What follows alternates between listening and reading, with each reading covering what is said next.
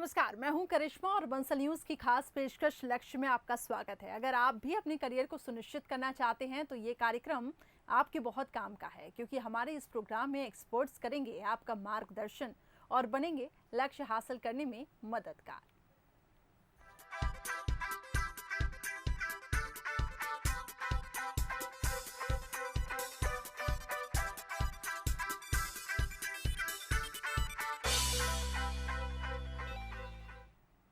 हमारे खास कार्यक्रम लक्ष्य में हम उन लोगों से आपको रूबरू कराते हैं जो शिक्षा के लिए बेहतर काम कर रहे हैं, छात्रों के मन में करियर को लेकर उठने वाले सवालों का जवाब देते हैं और कैसे शिक्षा का स्तर बढ़े इसके लिए कोशिश कर रहे हैं। लक्ष्य की इस खास पेशकश में हमारे साथ रायपुर से जुड़ चुके हैं आर.के. चंद्रा जी, जो कि Europe education private limited Bhilai के डायरेक्टर हैं, और साथ ही यूरोप एजुकेशन के पूर्व छात्र डॉक्टर आशीष साहू भी हमारे साथ इस कार्यक्रम में जुड़ चुके हैं। आप दोनों मेहमानों का बहुत बहुत स्वागत है। चलिए चंद्रा जी, सबसे पहले मैं आपसे पूछना चाहूंगी कि एमबीबीएस करने के लिए हर साल लाखों छात्र प्रयास करते हैं, कोशिश करते हैं, लेकिन क्योंकि लिमिटेड सीट है इसकी वजह से उनके सपने अधूरे रह जाते हैं। ऐसे में जो विदेशी विश्वविद्यालयों से एमबीबीएस करना चाहते हैं, क्या वाकई ये एक बेहतर ऑप्शन है? इसके बारे में बताएं। जी मैम, हेलो जी बहुत ही अच्छा ऑप्शन है मैम यहाँ से। जी अगर आप बाहर से एमबीबीएस करते हैं तो यूक्रेन, रसिया, किर्गिस्तान, कजाकिस्तान, ये सारे कंट्री में जो है आप एमबीबीएस कर सकते हैं। अगर आप नीट में एक मतलब स्कोर आपने अचीव कर लिए हैं, जो मिनिमम मार्क का था मतलब जनरल के लिए 143, जो आप अगर मार्क ले आते हैं तो आप जो है वर्ल्ड के कहीं भी जा करके आप एमबीबीएस की पढ़ाई कर सकते हैं। जी कि इंडिया में होता है कि जो सीटें कम होते हैं यहाँ पर, जैसे कि तो जो बच्चे 4-5 साल से ड्रॉप लेकर के यहाँ पर जो कोचिंग करते रहते हैं, या फिर जो लोगों को डॉक्टर बनने का एक ड्रीम होता है, उन लोग जा करके वहाँ पर जो है एमबीबीएस की पढ़ाई कर सकते हैं। जी तो खर्च की अगर हम बात करें तो विदेश से एमबीबीएस करना जेब पर आखिर कितना भारी पड़ेगा? जी मैं बता दूं कि इस खर्चे के लेकर के कि जैसे होता है कि वहाँ पर बहुत सारे कॉलेजेस हैं, यूनिवर्सिटीज़ हैं वहाँ पर, तो जिसमें से आप अगर देखेंगे उसमें तो 16 लाख से लेकर के 45 लाख तक की जो है कॉलेजेस होती है वहाँ पर। जी तो जो आपको बजट में अफोर्डेबल रहता है वहाँ पर जा करके आप, लेकिन बस ये देखना पड़ता है पहले कि जो यूनिवर्सिटी में जा रहे हैं आप वो एमसीआई से, मेडिकल काउंसिल ऑफ इंडिया से और WHO से रिकॉग्नाइज्ड होना चाहिए, तभी आपका जो है डिग्री आने के बाद में यहाँ पर वैल्यू होती है उसकी। जी तो फिर क्या मध्यम वर्गीय जो परिवार रहते हैं, उनके जो छात्र, उनके जो बच्चे रहते हैं, उनको कैसे आखिर सहूलियतें, स्कॉलरशिप मिलती है, इसके बारे में कुछ बताएं। मैं बता दूं कि जैसे कि अब्रॉड में तो क्या है कि स्कॉलरशिप होती नहीं है वहाँ पर। जो भी रहता है कि आपका डायरेक्ट एडमिशन होता है वहाँ पर, और हर साल की जो फीस है वो आप ईयरली पे कर सकते हैं वहाँ पर। जिस तरह से अगर आप पढ़ते हैं जैसे दूसरी कोर्सेज के लिए ईयरली पे करते हैं, तो उस तरह से आप पे कर सकते हैं, और कोई भी डोनेशन या फिर एनी अदर हिडन चार्जेस नहीं होता वहाँ पर। और जो भी स्टूडेंट होते हैं वहाँ डायरेक्ट जाकर के कॉलेज काउंटर में फीस को पे करते हैं, तो ये बहुत अच्छा चीज़ हो जाती है स्टूडेंट के लिए और पेरेंट्स के लिए कि अफोर्डेबल होता है उनके लिए सारी चीज़ें। चलिए, ये तो बहुत अच्छी चीज़ आपने हमारे दर्शकों को बताई और निश्चित तौर पर उनको भी इसका लाभ उठाना चाहिए। आशीष जी, अब मैं आपसे सवाल पूछना चाहूँगी। आशीष, ये बताएं कि यूरोप एजुकेशन ने कैसे आपकी हेल्प की डॉक्टर बनने में, और गाइड के तौर पर कैसे आपके लिए वो हेल्पफुल रहा? जैसे कि मैम ने देखा कि 2012 में मैंने एग्ज़ाम पास आउट किया था। उसके बाद मैंने देखा कि चंद्रा जी से मैंने मुलाकात की और पता किया कि बाहर अब्रॉड में स्टडीज़ कैसे होते हैं। तो इन्होंने मुझे अच्छा डायरेक्शन दिया कि आप बाहर जाइए और आप पढ़िए, आपको अच्छा सुविधा मिलेगा। आप ड्रॉप ना लीजिए, क्योंकि ड्रॉप लेने से आप 1 साल वेस्ट करते हैं, और ऐसा भी हो सकता है कि अगले साल भी आपका नेट की परीक्षा ना निकले। तो इन्होंने मुझे सॉल्यूशन दिया कि आप रशिया में जाइए, रशिया में पढ़िए। और मैंने रशिया में क्रेमन फेडरल यूनिवर्सिटी से मैंने एडमिशन लिया। इनके थ्रू इनके बहुत मदद की उसके लिए मुझे। चलिए, ये चंद्रा जी, मैं आपसे ही जानना चाहूंगी, जिस तरीके से आशीष बता रहे हैं कि आपने उनकी बहुत हेल्प की है, तो क्या विदेशी डिग्री को एमसीआई मान्यता देती है? जी मैम, अगर आप वहाँ से आते हैं तो यहाँ पर एमसीआई का एग्ज़ाम होता है, जो मेडिकल काउंसिल ऑफ इंडिया बोलते हैं, उसको पास करने के बाद में ही आप जो है इंडिया में प्रैक्टिस कर सकते हैं। बट इसके लिए अभी मैम एक एनएमसी बिल आया है नया, तो उसके लिए होता है कि अगर आप इंडिया से भी पढ़ते हैं और अगर बाहर से भी पढ़ते हैं तो आपको जो एग्ज़ाम है वो देना ही पड़ेगा आपको। तभी आप जाकर के इंडिया में प्रैक्टिस कर सकते हैं। तो इस अगर दौरान आप वर्ल्ड की चंद्रा कहीं जी से भी किन पढ़ते हैं परीक्षाओं तो के एग्जाम दौर से आपको अगर गुजरना इंडिया में होगा? आपको प्रैक्टिस करनी है। मैम एग्जिट एग्जाम आ रहा है, जो जी एग्जिट एग्जाम देना पड़ेगा आपको, एनएमसी भी। जी जी जी, बताएं इसके बारे में। जी जी, तो उसको आपको देने के बाद में जो है आपको लाइसेंस मिल सकता है, जो यहाँ पर आप जो है प्रैक्टिस कर सकते हैं, या चाहे सरकारी हो या फिर आपको प्राइवेट हो, जो भी हॉस्पिटल में आप काम करना चाहते हैं, जी। तो आपको उस एग्ज़ाम से गुजरना पड़ेगा आपको। ठीक है। आशीष, अब आप बताएं कि विदेश में आपने पढ़ाई की, तो इस दौरान कैसा आपका एक्सपीरियंस रहा, अपने अनुभव को साझा करें।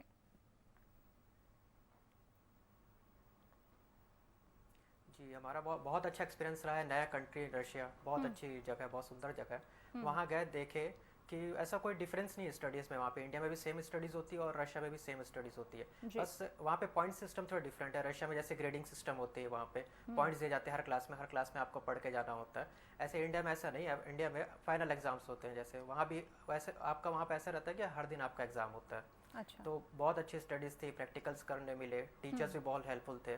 और ऐसा बीच में कभी कुछ प्रॉब्लम आई तो मैंने यूरोप एजुकेशन के डायरेक्टर रुपेंद्र चंद्रक से मैंने मदद मांगी कि छोटे मोटे प्रॉब्लम्स, ऐसे कुछ बड़े प्रॉब्लम्स होते नहीं है वहाँ पे, क्योंकि आप खुद आप सेल्फ डिपेंडेंट हो जाते हैं वहाँ पे जाने के बाद।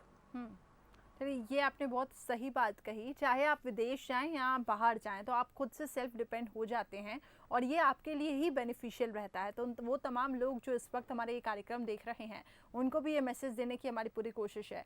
चंद्रा जी, ये बताएं कि छात्रों के लिए कोई मैसेज जो आप देना चाहते हैं स्पेशली, जिससे उन्हें कॉन्फिडेंस आए कि वो विदेश से MBBS की पढ़ाई करें और उनके मेडिकल करियर के लिए एक बढ़िया ऑप्शन तैयार हो सकता है, तो इस विषय की ओर वो सोचें, तो कुछ एक अच्छा संदेश आप हमारे कार्यक्रम के जरिए उनको देना चाहेंगे?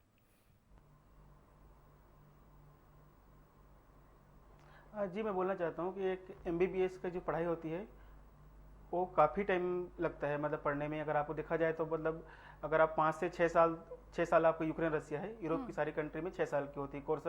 अगर आप वहाँ पर PG कर लेते हैं या PG करते हैं बाद में, तो एक आप अच्छे डॉक्टर से जो है आप 10 साल लग जाता है आपको बनने में। तो अगर आप जो है नीट के थ्रू अगर अपना का टाइम अगर आपका चला जाता है 2-3 साल, तो आपको जो है बहुत मतलब आप आगे जा करके आपको ईयर लॉस हो जाएगा। तो मैं चाहता हूँ कि जो स्टूडेंट लोग अभी नीट का एग्ज़ाम दिए हैं, अगर उनका एक मिनिमम मार्क है, क्वालिफाई अगर हो चुके हैं उन लोग पढ़ने के लिए, तो उन लोग एक ऑप्शन रख सकते हैं यूरोप एजुकेशन के थ्रू कि ये वो जा कर के जो है यूक्रेन, रसिया, अर्मेनिया, किर्गिस्तान, कजाकिस्तान या उज्बेकिस्तान, जो भी उनके बजट पे जो यूनिवर्सिटीज़ है लिस्टेज में, वहाँ जा कर के उन लोग स्टडी कर सकते हैं। तो मैं बच्चे लोग को ये बोलना चाहूँगा कि जो है अपना ईयर ख़राब ना करें, और जो उन लोग अपना जो डॉक्टर बनने का जो उनका ड्रीम है, जो सपना है, उसको उन लोग पूरा करें उनको।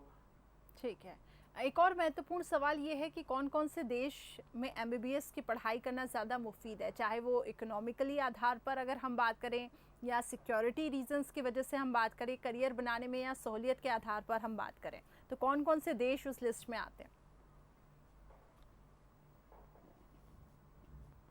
मैम अगर सेफ्टी के हिसाब से देखा जाए अभी तक में, तो यूक्रेन और रसिया जो है मैम बेस्ट होता है, क्योंकि हम लोगों को क्या गर्ल्स को भी देखना रहता है, बॉयज़ भी रहते हैं वहाँ पर, और हमारे जो ऑफिसेस हैं सारे जो यूनिवर्सिटीज़ में, तो एक चीज़ होता है कि सुरक्षा की दृष्टि से रसिया और यूक्रेन बहुत ही अच्छी कंट्री है, जहाँ पर आप जाकर के स्टडी कर सकते हैं। MBBS की अभी तक के मेरे थ्रू जो है 1000 से भी ऊपर स्टूडेंट जो है मतलब जा चुके हैं, और 50 से भी ज़्यादा स्टूडेंट जो है वापस आकर के इंडिया में जो है गवर्नमेंट में या फिर प्राइवेट में जो है काम कर रहे हैं, या फिर उसमें तो कोई दिक्कत नहीं होता। मैं वहाँ से भी आप डॉक्टर बन सकते हैं बच्चे लोग।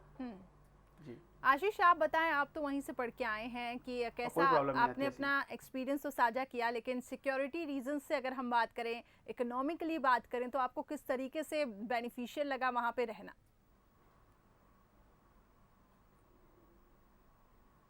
जी, बहुत अच्छा है कंट्री रशिया। जैसे इकोनॉमिकली देखा जाए तो आप सब कुछ अफोर्ड कर सकते हैं वहाँ पे, से कोई दिक्कत नहीं आता। आप खाने से लेके जो भी, अगर आप ग्रोसरी से कुछ भी कपड़े लेना चाहेंगे, इकोनॉमिकल कंट्री है, तो दिक्कत नहीं होगा। जैसे यहाँ पे वैसे सेम रेट्स वहाँ पे भी होते हैं। लेकिन ये बहुत ज़्यादा मिथ्स जुड़े हुए हैं कि फॉरेन में पढ़ाई ज़्यादा महंगी है, और इसके साथ ही जो दूसरे खर्चे हैं वो भी ज़्यादा महंगे हैं। लोग रेंट पे रहेंगे, वो वहाँ पे भी मतलब ज़्यादा पैसा लगेगा। इसके बाद अगर खाना पीना, कि थोड़ा सा इसके बारे में बताएं कि वो स्टूडेंट्स जो इस वक्त हमें देख रहे होंगे, उनको ये इन्फॉर्मेशन मिलेगी, और बहुत इंपॉर्टेंट इन्फॉर्मेशन है ये।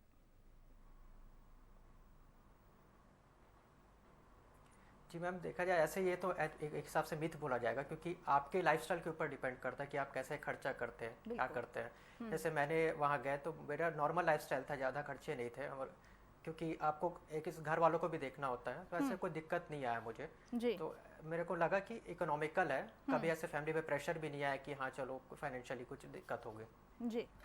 चलिए, ये बहुत आपने इम्पॉर्टेंट चीज़ बताई कि ये खुद के ऊपर भी डिपेंड करता है कि आप किस तरीके की लाइफस्टाइल जीना चाहते हैं। अगर आपको पता है कि आपको इसी लिमिटेड इनकम में आपको पूरी चीज़ें संभालनी है, तो आप वैसे ही लाइफस्टाइल को एफर्ट करेंगे।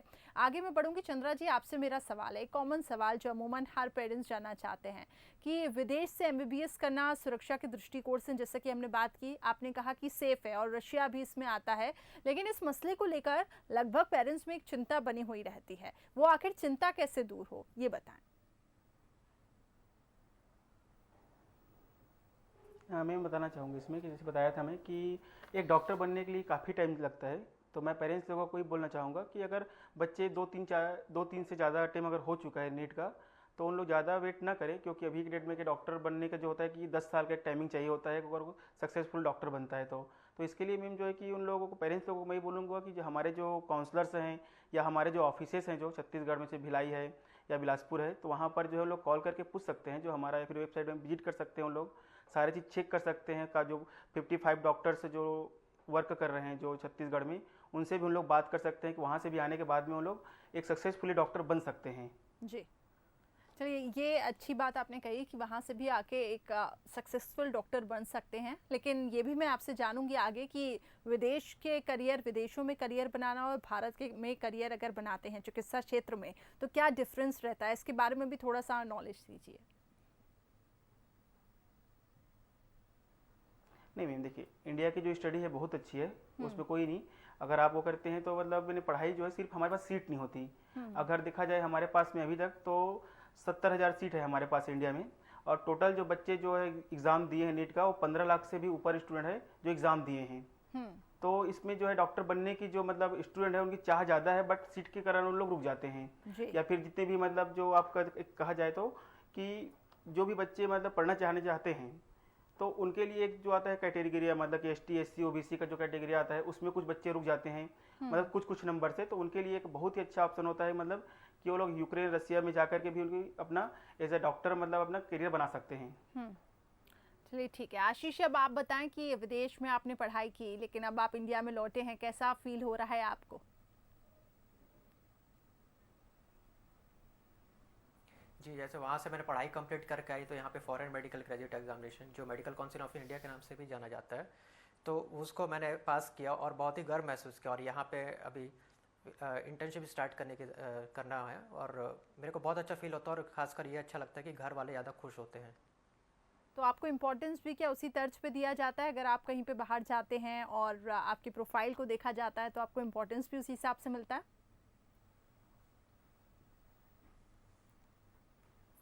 जी, ऐसा नहीं मैम, आप देखिए इंडियन ग्रेजुएट्स देखिए और फॉरेन ग्रेजुएट्स देखिए, दोनों को सेम रेस्पेक्ट मिलता है आपको हॉस्पिटल से। आफ्टर ऑल आप डॉक्टर है यहाँ पे, तो आपको ऐसा कोई दिक्कत नहीं आती उसमें। ठीक है। चंद्रा जी, आपसे जानना चाहूँगी कि अगर आपके माध्यम से कोई छात्र विदेश में MBBS करने की सोच रहा हो, विश्वविद्यालयों के चयन करने की सोच रहा हो, तो उसमें आपकी क्या भूमिका रहेगी?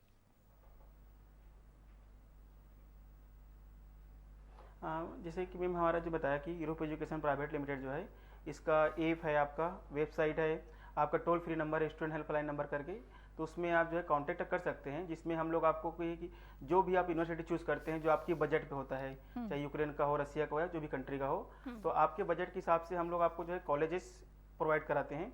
उसके बाद में जो है आपका एडमिशन लेटर हो गया, इन्विटेशन हो गया, आपका वीज़ा हो गया, फिर आपको जाने का जो एयर टिकट, जो फ्लाइट होती है, कितने बच्चे लोग ग्रुप में जा रहे हैं, कौन कौन से स्टूडेंट कहाँ कहाँ से हैं, ये सारे चीज़ जो है हम लोग पेरेंट्स को बताते हैं, और ऐसा चीज़ हम लोग प्रोवाइड भी कराते हैं करके कि वीज़ा का उनका काम होता है सबसे ज़्यादा, मतलब जो टाइम लगता है जिसमें। तो ये सब कराने के बाद में फिर हम लोग उसकी भूमिका निभाते हैं, और स्टूडेंट को हम लोग जो है डायरेक्ट जो है यूनिवर्सिटी से जोड़ते हैं। मतलब लाइक होता है कि यहाँ से हम लोग डायरेक्ट यूनिवर्सिटी में बात किए, वहाँ से फिर जो है कि हम लोग एडमिशन निकाल लिए, इन्विटेशन निकाल लिए, उसके बाद में फिर हम लोग जो है डायरेक्ट जो है वहाँ पर स्टूडेंट को भेजते हैं हमें जो यूनिवर्सिटी में, और डायरेक्ट उनके साथ में उन लोग कोलैबोरेट करा देते हैं, जिसके कारण मतलब बच्चे लोग को कभी कोई प्रॉब्लम नहीं आती। एक होती है कि जो फीस को लेकर के, तो फीस जो है अगर आप चाहते हैं तो स्टूडेंट जो है सेल्फ कॉलेज काउंटर में पे करते हैं वहाँ पर फीस को, या तो फिर आप जो है उनके जो अकाउंट है यूनिवर्सिटी की उसमें भी आप पे कर सकते हैं उसको। जी। और इसमें क्या हॉस्टल वगैरह की भी फैसिलिटी इंक्लूड रहेगी? जी, इसमें जो है हॉस्टल है मतलब वहाँ पर, और जो इंडियन मेस होता है, इंडियन खाने का जो है हम लोग उस वहाँ पर रखते हैं, ताकि जो बच्चे जाते हैं यहाँ से तो उनके लिए जो है मेस की व्यवस्था होती है हमारे द्वारा। और वो हमारे बच्चे को जो है कि सिक्योरिटी को लेकर के जो होता है कि वार्डन हो गया वहाँ पर, तो ये सब चीज़ हम लोग रखते हैं वहाँ पर। जी चलिए, ये बहुत अच्छी चीज़ आपने कही। इंडियन खाने का आपने जिक्र किया। मैं आशीष से जानना चाहूँगी, आशीष, इस दौरान ऐसी कोई तकलीफ तो नहीं आई कि इंडियन फूड को आपने मिस किया हो? क्या वो वहाँ पे इजीली अवेलेबल हो? जी, ऐसा कोई दिक्कत नहीं है मैम, क्योंकि मैं प्योर वेजिटेरियन था वहाँ पे, जब यहाँ पे गया। ऐसे आप फॉरेन कंट्रीज़ में सुनोगे कि आप जाओगे तो नॉनवेज खाना पड़ेगा, ऐसा है। तो ऐसा कोई दिक्कत नहीं है। मैं फर्स्ट ईयर में मैथ्स ज्वाइन किया, उसके बाद ऐसा लगा कि हमारे पास टाइम है, तो मैंने टाइम निकाल के सेकंड ईयर से खुद खाना बनाना स्टार्ट किया वहाँ पे। और ऐसा वहाँ सब कुछ फैसिलिटीज़ अवेलेबल रहती है। 24 आवर्स आपके शॉप्स खुले होते हैं वहाँ पे, कि आपको कभी भी कुछ खाने का लो। और इंडियन मेस अच्छे अवेलेबल है वहाँ पे, आप जैसा आप अफोर्ड कर सकते हैं वैसा आप वहाँ पे आप खा सकते हैं। चलिए, कितनी आप इम्पोर्टेंट बात बता रहे हैं, क्योंकि कई देखिए मिथ भी जुड़े हुए हैं कि अगर आप फॉरेन जा रहे हैं तो आपको इंडियन खाना नहीं मिलेगा, लेकिन आपने इस संशय को भी दूर किया। R K. Chandra ji, Europe education private limited Bhilai के डायरेक्टर हैं आप, इसके बारे में कुछ बताएं कि किस तरीके से काम किया जाता है, और आगे जो जैसे कि आपने बताया कि आपकी भी भूमिका रहती है कि बच्चों को किस तरीके से आप यूनिवर्सिटी से एफिलिएट करवाते हैं और हॉस्टल की भी फैसिलिटीज़ देते हैं, लेकिन इसके बारे में कुछ और भी बताएं इन्फॉर्मेशन। हाँ, मैं ये बताना चाहता हूँ कि इसमें जो है कि हम लोग तो भूमिका रहती है कि हम लोग बच्चे लोगों को जो है यूनिवर्सिटी के लिए चयन के लिए अभी मतलब उसके लिए मोस्ट रहता है कि कौन सी कंट्री जाना, कौन सी यूनिवर्सिटी में रहना, कौन सी यूनिवर्सिटी का MCI है, कौन से WHO से रिकॉग्नाइज्ड है, ये सारे चीज़ को हमको देखना पड़ता है इसमें। उसके बाद में जो है कि बच्चे लोग अगर अभी क्या है कि अभी काउंसलिंग चल रहे हैं या काउंसलिंग शुरू होने वाले हैं अभी, तो इसके बाद में क्या है बच्चे लोगों को फाइनल करते हैं कि हम लोगों को क्या करना है। अगर अभी भी जिन लोगों को डाउट है कॉलेज को लेकर के कि हम जाएं कि कौन से कॉलेज है, तो उन लोग बेशक मतलब यूरोप एजुकेशन से कॉल करके या उनके ऑफिस पे जो है विजिट करके वो लोग ये चीज़ पूछ सकते हैं, और उनको जो है सारा चीज़ जो है हम लोग जो है क्लियर बताते हैं उसको कि कितना आपको लगेगा और कौन कौन सी कंट्री जाना में अच्छा है, कौन सी में नहीं है। ये सब चीज़ हम लोग अपने जो काउंसलर है हमारे वो लोग गाइड करते हैं यूरोप एजुकेशन से। जी, चलिए, तो करियर से जुड़े कंफ्यूजन को हमारी पूरी कोशिश थी कि हमने दूर की। एक लास्ट मैसेज आप हमारे दर्शकों को देना चाहेंगे, और आशीष आप भी संक्षिप्त में अपनी बात रखिएगा, इसके बाद मुझे इस कार्यक्रम का यहाँ पे क्लोज करना है। मैं चाहूँगी चंद्रा जी आप अपनी पहले बात रखें, फिर मैं आशीष के पास आऊँगी। हाँ जी मैम, मैं बोलना चाहता हूँ स्टूडेंट लोगों को कि अगर उन लोग 2-3 साल ड्राफ्ट ले चुके हैं तो ड्राफ्ट ना ले अभी। जो उनका ड्रीम है जो डॉक्टर बनने का, वो उनका पूरा हो सकता है अभी, क्योंकि यूक्रेन रसिया से भी अगर आप पढ़ते हैं या इंडिया से पढ़ते हैं तो आपको एग्ज़ाम देना पड़ेगा। एक साथ ही होगा जो एग्जिट एग्ज़ाम जो हो रहा है NMC के तहत, तो एक साथ में होगा, इसमें कोई दिक्कत नहीं है। अगर आप फॉरेन से भी पढ़ते हैं या फिर इंडिया से पढ़ते हैं, एग्ज़ाम आपको कंपलसरी देना ही पड़ेगा, उसके बाद ही आपको जो है इंडिया में या फिर कहीं भी आप प्रैक्टिस कर सकते हैं। ठीक है, आशीष आप कुछ मैसेज देना चाहेंगे जो स्टूडेंट्स इस वक्त आपको देख रहे होंगे? जी, जो स्टूडेंट्स डॉक्टर बनना चाहते हैं मैं यही बोलना चाहूँगा कि देखिए बहुत अच्छा प्रोफेशन है, और आप ड्रॉप लेके इसका टाइम वेस्ट मत कीजिए। आप यूरोप एजुकेशन से कंसल्ट कीजिए और वहाँ से एडमिशन लीजिए, और बाहर जाइए, बाहर कंट्रीज़ का एक्सपीरियंस लीजिए, क्योंकि बहुत अच्छा एक्सपीरियंस रहता है। मैंने खुद इसको महसूस किया है। तो आप यूरोप एजुकेशन से कंसल्ट कर सकते हैं इसके लिए। बिल्कुल, और जितना आपको एक्सपोजर मिलेगा उतनी आपके लिए भी ये चीज़ बेनिफिशियल होगी। बहुत बहुत शुक्रिया आप दोनों का हमारे साथ जुड़ने के लिए। साथ ही चंद्रा जी, बहुत बहुत शुभकामनाएं। उम्मीद करते हैं कि इस तरीके से आपका ये एजुकेशन सेंटर आगे भी काम करता रहे। एंड आशीष, आशीष के लिए ऑल द बेस्ट, और ऐसे ही आप आगे इस प्रोफेशन में तरक्की करते रहें। तो इसी के साथ हमारी इस खास पेशकश में फिलहाल इतना ही। मुझे दीजिए इजाज़त। नमस्कार।